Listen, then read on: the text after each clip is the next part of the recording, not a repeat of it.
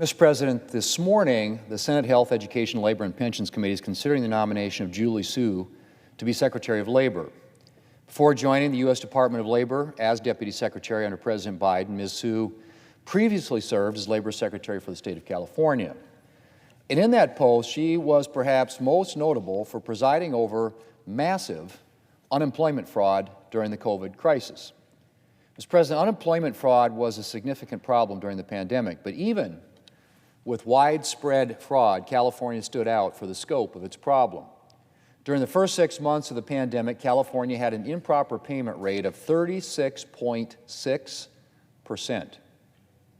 Let that sink in for a moment.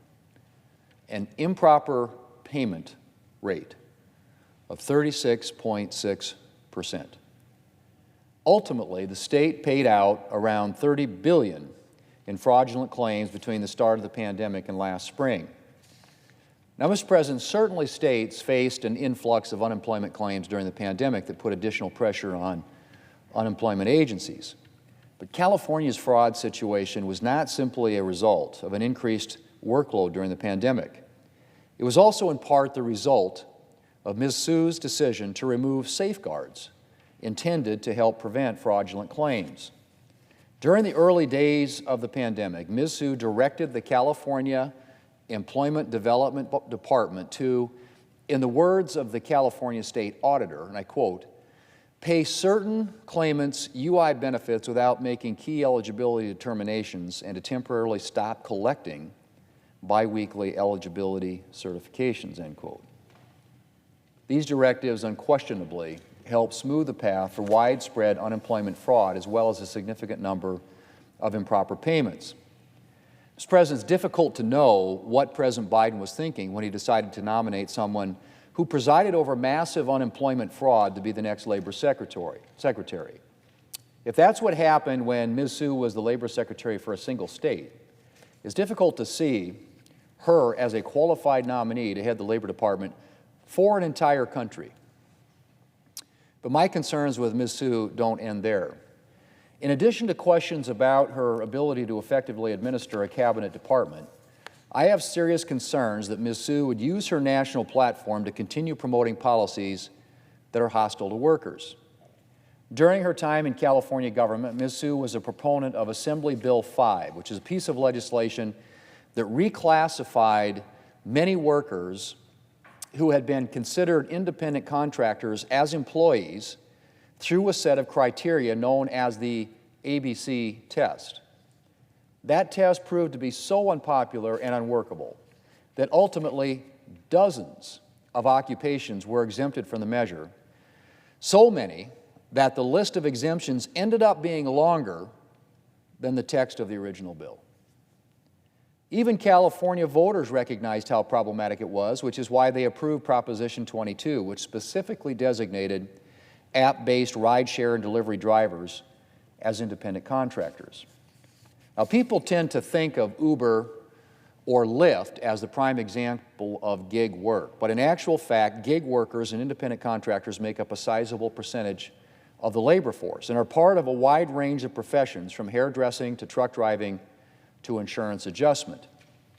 And a lot of gig workers and independent contractors are big fans of the freedom and independence that independent contracting provides and are not looking to be reclassified as employees. A 2017 report from the Bureau of Labor Statistics found that a whopping 79% of independent contractors preferred their work arrangement to a traditional work arrangement. Less than 10% expressed a preference for a traditional job. The truth is that laws like California's arise not from a groundswell of gig worker dissatisfaction, but from liberals' commitment to big labor, which would like to see the majority of workers forced to pay union dues. Laws like California's Assembly Bill 5 are supported by unions because they would put more workers in a position where they might end up joining unions, even if gig workers and independent contractors themselves don't want to find themselves in that position. And Ms. Su's anti-gig economy, anti-independent contractor positions aren't limited to her time in California. During her time at the Department of Labor, Ms. Su has continued to attack independent contracting and gig work. She presided over the Biden administration's proposed new worker classification rule last fall, which would force independent contractors and gig workers who typically receive 1099 income to reclassify as W-2 employees. Gig workers who receive 1099 taxable income have the ability to deduct business expenses like mileage in the case of an Uber or a Lyft driver, equipment rental costs, and home office needs. Forcing gig workers to reclassify as W-2 workers would mean that they could no longer avail themselves of some of these deductions, putting this significant sector of our economy at a financial disadvantage and reducing worker flexibility. This new rule would, however, offer opportunities for labor unions to collect new members, which is presumably Ms. Sue's and the Biden administration's goal. President Biden, of course, is a big fan of big labor and has done everything he can to advance big labor's priorities. Ms. Sue said as much last year to a group of labor activists. I quote, "The Department of Labor stands with you," she said. "The Biden-Harris administration stands with you, and you have a president who has vowed to be the most pro-worker, pro-union president in history," end quote. The president's and Democrats' ultimate goal here is passage of the PRO Act, which Ms. Sue supports.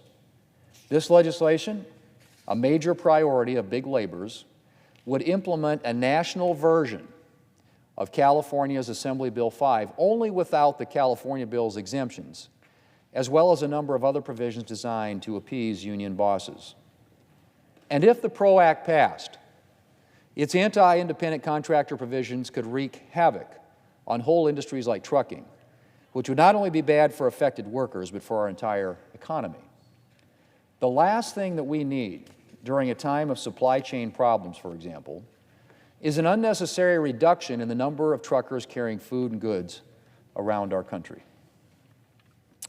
I've introduced legislation in the past to help gig workers, and I was proud to join Senator Tim Scott this week in introducing his Employee Rights Act, legislation that would protect both union and non-union workers and preserve the freedom of independent contractors to maintain their preferred work arrangements. And I will continue to support measures to ensure that Americans have the freedom to choose the work arrangement that works for them instead of being forced into arrangements preferred by the Democrat Party and by big labor. Mr. President, before I close, I also want to mention the hostility Ms. Sue has demonstrated to franchises and the franchising model, which has provided economic mobility for so many in this nation. She is a supporter of another disastrous California idea, the Fast Recovery Act, which is legislation passed by the California State Legislature and signed by the governor that would give government appointees authority to micromanage franchised restaurants throughout California, including setting wages and working hours, among other decisions. That law is so unpopular in her own home state that 1 million Californians signed a petition to add it as a ballot initiative in 2024 so that they can vote on whether the law should actually be implemented. And the opposition is not surprising. When you consider that the measure would raise costs for restaurants, and according to the International Franchise Association, could increase prices at affected restaurants by as much as 20%. Mr. President, Julie Sue is a poor choice for Secretary of Labor. And I hope that at least some of my Democrat colleagues will join Republicans in acknowledging the serious concerns about both her policy positions and her ability to effectively administer the Labor Department, and will urge the President to withdraw her nomination. Mr. President, I yield the floor.